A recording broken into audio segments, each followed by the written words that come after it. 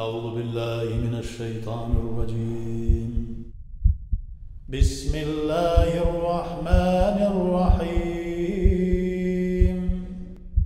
الحمد لله رب العالمين، الصلاة والسلام على رسول الله محمد وعلى آله وصحبه أجمعين. السلام عليكم ورحمة الله وبركاته.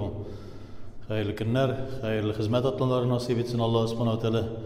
İşleyen hizmet kılan kişilerge hayırlı, bereketli rızıkların, halal rızıkların tabırga, hizmetlerinde umuşlar. Şulay indi turmuşlarımızga bereket versin, gayle bereketi, ten selametligi, tenlerimizge selametlik, ko'ngillerimizge ilahi nurlar bilan nurlandırıp, Allah Teala'nın rıza bulgan suyuklu bir kulları bulmamızı nasip etsin. Şimdi Allah Teala'nın rahmeti bilan Şaban ayında, Şaban'ın ortası da kelip jete. Şaban'ın ortasında nak 15. gününde 15. kişesinde de Peygamberimiz sallallahu aleyhi ve sellem şuşunda bir vakıya var.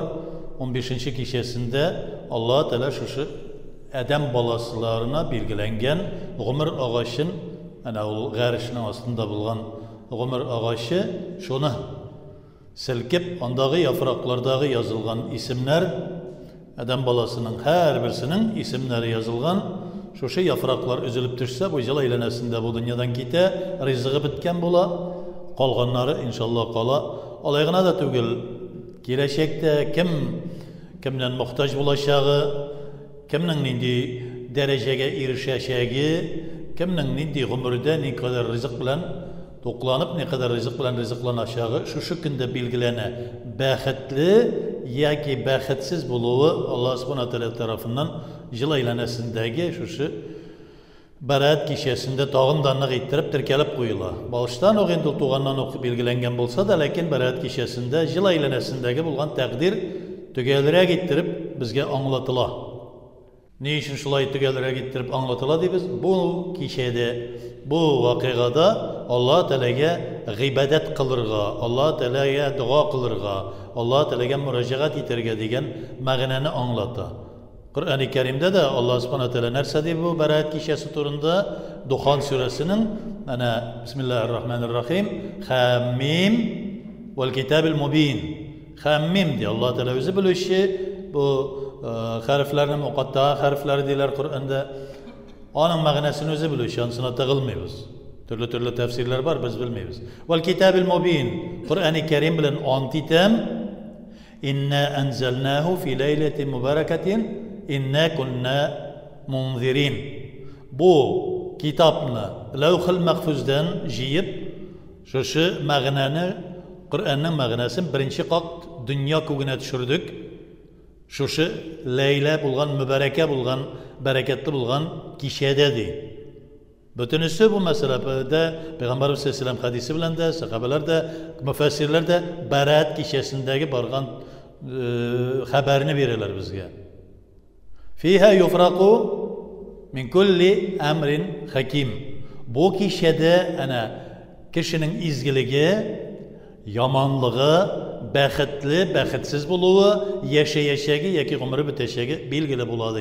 Farık, yufraku. Yani Furqan ayrı degen düşüncede bir aşık kürsatü düşüncesini bilgirte turgan şu söz bilen bilgirte Allah subhanahu teala Kur'an-ı Kerim'de.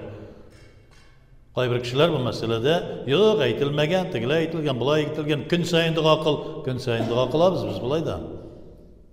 Bu kişiler ne için verilgen degende kişiler şuşlay toplanışıp bir bütün derrev bulup bir ümmet bulup Allah Teala'ya dua kılsınlar için. Ne için dua kılabız?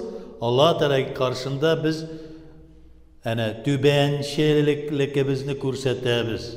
Ya Rabbim bizning bir nindi takabbirligimiz yok. Ya Rabbim biz tübençil senin karşında. Sen bizge rızıkını belgilegensin de lakin biz şunu soruyoruz. Yani konfet alıp qaytada kichkina balaga. Ul konfet balaga alıp qaytılgan. Lakin ko'p aşasa bitine bitseler çığa, alergiya çığa. Şuna göre onlarga ezez verirler. Tiyişinçe verirler. Şunun gibi. Nerse de bala yani birinde, yani konfet birinde. Biz ne şeyiz Rabbim, rızıkını bizge bilgilegensin. Lakin şu rızıkını birinde, günlük rızıkını birinde. Yani erte bilen dua kılıp oturasız iken kıyar çıkkançaya kadar idi. İşrak vakitine kadar.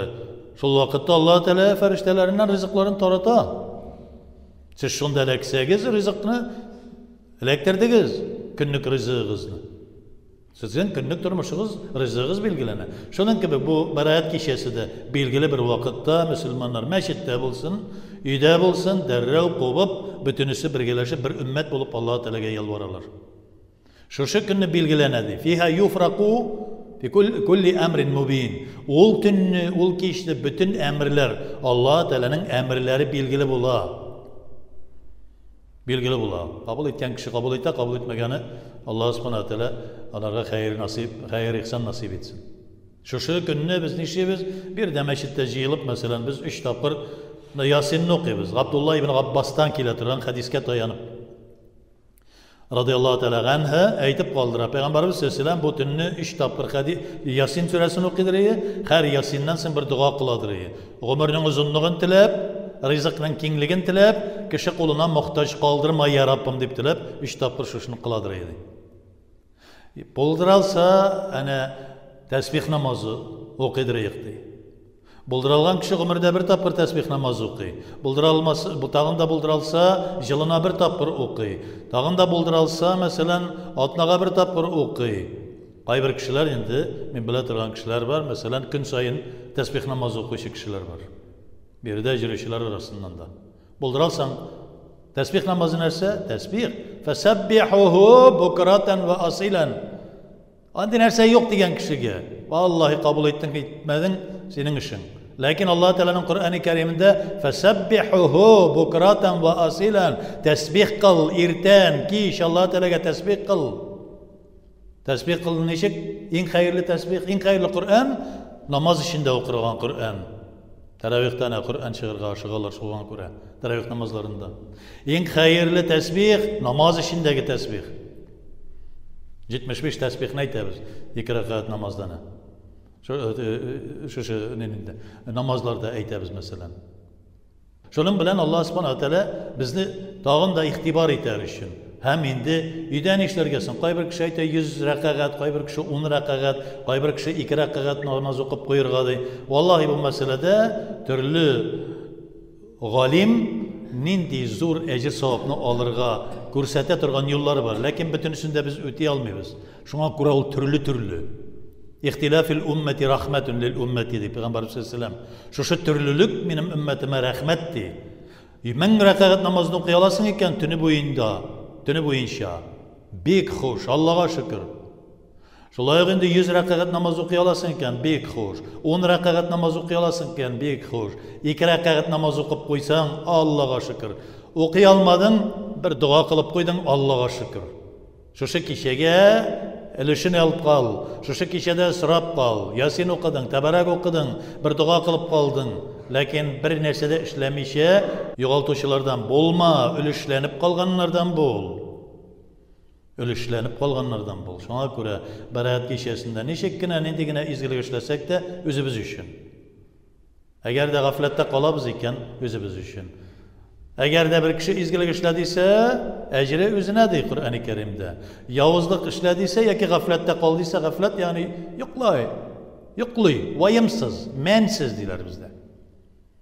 Eğer şunday bulduyken öz üçün Allah subhanahu teala'ya ne zarar ne fayda getirmeyiz. Bu kişiler gerek tügül diyen kişiler Allah Teala'ya tapşırdık. Gerek tügül deyip sanırsın iken demek Allah Teala nerse dey summun, bukmun, umyun, fehum la yerciğun. Alarının gözlerini sukrayttık, kulaklarına propkalar taktık, işitmeler, köngüllerine perde kurduk. Allah Teala karşına gelip Allah Teala'nın süyüklüleri bulalmazlar. Fehum la yerciğun. Nende dua kılabız? İnne lillahi ve inne ileyhi raciun. Vafat bulan kişiye de, özümüzge de her vakitte bütün nerse, bütün güç, kuvvet Allah Teala'nın kudretinde hem bütün nerse Allah Teala'ya geri kayta. Bunda nerse diye Allah Teala'ya benim rahmetime Allah Teala'ya geri kayta degen söz, Allah Teala'nın rahmetine kayta degen söz. Allah Teala'nın rahim şefkatine, merhametine kayta degen söz. Eğer de fehum la yerciun diye ettiyse bu vakitte benim rahmetim, rahim şefkatim, merhametimden mahrum buldular diyeyim. Allahu Ağlam Allah subhanahu wa ta'ala bilüşerek, Allahu Ekber bütün nesneden de üstünürek, Allah subhanahu wa ta'ala musta'an, yardım etüşü, Allah subhanahu wa ta'ala basir, semi', Allah subhanahu wa ta'ala bizge yani latif, el-kerim, ol rahim şefkatli, merhametli, yumuşak, Halim, ol bizga yumshoqlik bilan murojaat etadi, bizga rahim shafqatini ko'rsatadi, hasanatlarini ko'rsatadi. Har vaqtda yolvoramiz. Bir fursat bor ekan, barat kechasi, qadr kechasi, mavlid kechalari, rag'oyib kechasi, mi'roj kechasi biz darrov qo'yib, shularga tish, tirnoq bilan, ozu tish bilan jabishib, Alloh tarafidan ajr savob olib qolirga umtilamiz. Chunki yo'l kechalarda ajr savoblari ko'proq. Alloh subhanahu va taolo yordamidan tashlanmasin. Hamma bizga Rabbim o'zining rahmatingni ingdirib, sening suyukli, sen rizo bo'lgan to'g'ri qullarning bo'lishimizni nasib eyle. Rabbana atina fid dunya hasanatan va fil akhirati hasanatan va qina azabannar. Allah